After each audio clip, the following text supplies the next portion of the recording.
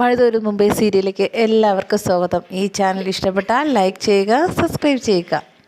ബാലചന്ദ്രൻ വീട് വിട്ടിറങ്ങുകയാണ്. കൂടെ മോളും കൂടെ പോവുകയാണ്.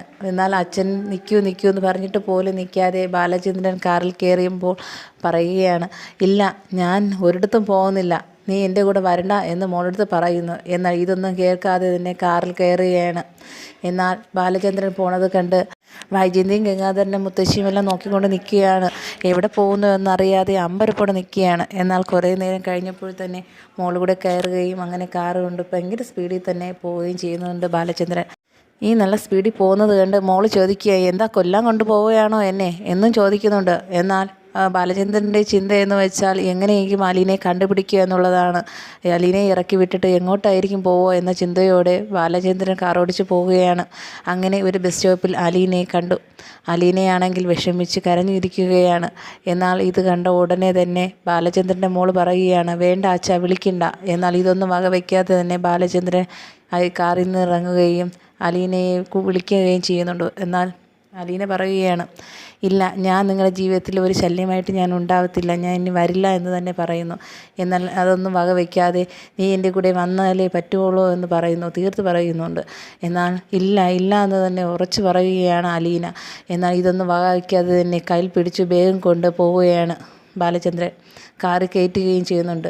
ഇതെല്ലാം കണ്ട് ദേഷ്യത്തോടെ ഇരിക്കുകയാണ് മകള്. എന്നിട്ട് കാറുകൊണ്ട് സ്പീഡിൽ പോവുകയാണ്. എങ്ങോട്ടൊന്നുമില്ലാതെയാണ് പോകുന്നത്. ഇതും കണ്ടിട്ട് അവരെല്ലാവരും അന്തം വിട്ടിരിക്കുകയാണ് മോള്.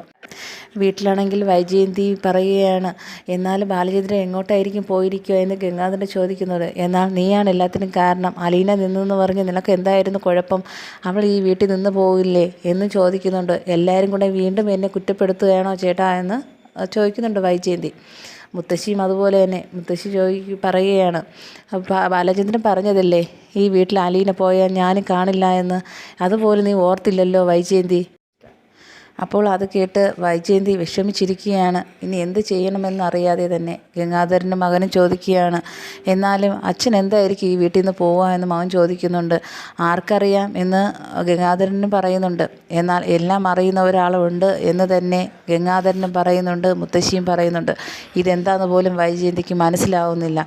വൈജയന്തി കരഞ്ഞിരിക്കുകയാണ്. എല്ലാവരും കൂടി ആശ്വസിപ്പിക്കുകയും ചെയ്യുന്നുണ്ട്.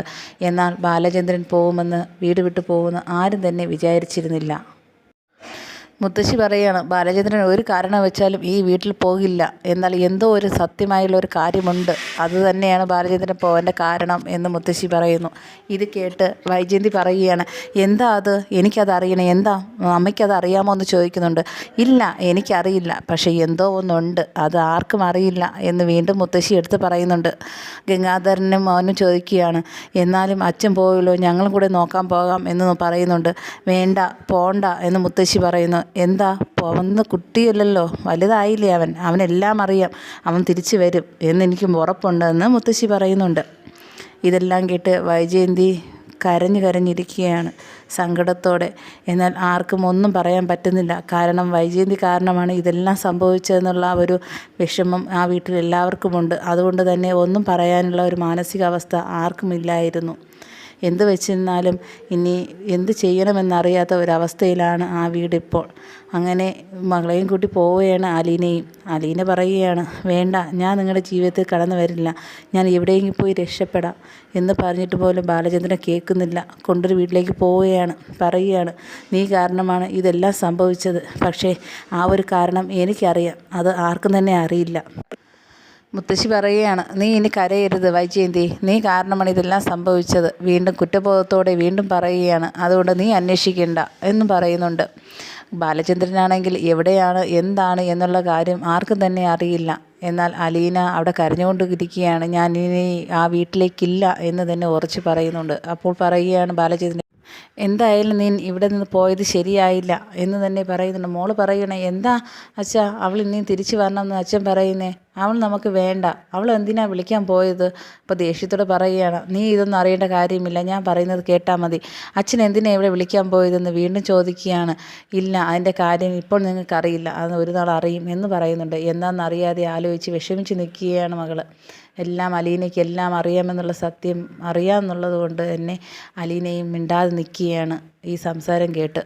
ബാലചന്ദ്രൻ പറയുകയാണ്, എന്ത് വെച്ചിരുന്നാലും നീ കാരണമാണ് ഇതെല്ലാം സംഭവിച്ചത്. നീ എന്ത് വെച്ചാലും നല്ല രീതിയിൽ തന്നെ ഇരിക്കണമെന്ന് എനിക്കൊരാഗ്രഹമുണ്ട്. എൻ്റെ ജീവിതവും നേരെ ആവണമെന്നുള്ള ചിന്തയും എനിക്കുണ്ട് എന്ന് പറയുകയാണ് ബാലചന്ദ്രൻ. ഇത് കേട്ട് അലീന പുഞ്ചിരിക്കുകയും ചെയ്യുന്നുണ്ട്. എന്നാൽ മനസ്സിൽ ഒരു വിങ്ങലോടെ നിൽക്കുകയും ചെയ്യുന്നുണ്ട്. മകളാണെങ്കിൽ ദേഷ്യത്തോടെയും. ഇതെല്ലാം അറിയാതെ തന്നെ വീട്ടിൽ നിൽക്കുകയാണ് വൈജയന്തി എന്ത് തന്നെ ചെയ്തായിരുന്നാലും ഇനി ഒരു പ്രയോജനമില്ല എന്ന് തന്നെ മുത്തശ്ശി ഓർപ്പിക്കുന്നുണ്ട്. ഗംഗാധരനും പറയുന്നുണ്ട്, എന്നാലും ഇതൊന്നും ചെയ്യേണ്ടായിരുന്നു വൈജയന്തി. അവൾ ഈ വീട്ടിലൊരു വേലക്കാരി പോലെ നിന്ന് പോകുമായിരുന്നു എല്ലാ കാര്യങ്ങളും നോക്കി. നീയാണ് അതിനൊന്നും അവസരം കൊടുക്കാത്തത്. അതുകൊണ്ട് തന്നെയാണ് എന്തോ ഒരു കാരണം കൊണ്ട് ബാലചന്ദ്രനെ ഇവിടെ നിന്ന് ഇറങ്ങിപ്പോയതിൻ്റെ കാരണം നീ തന്നെയാണ് എല്ലാത്തിനും ഉത്തരവാദി എന്ന് വീണ്ടും പറഞ്ഞ് വിഷമിപ്പിക്കുകയാണ്. എല്ലാം സഹിച്ച് പുറത്തും ഇരിക്കുന്നത് പോലെ ഇരിക്കുകയാണ് വൈജയന്തി വിങ്ങലോടെ.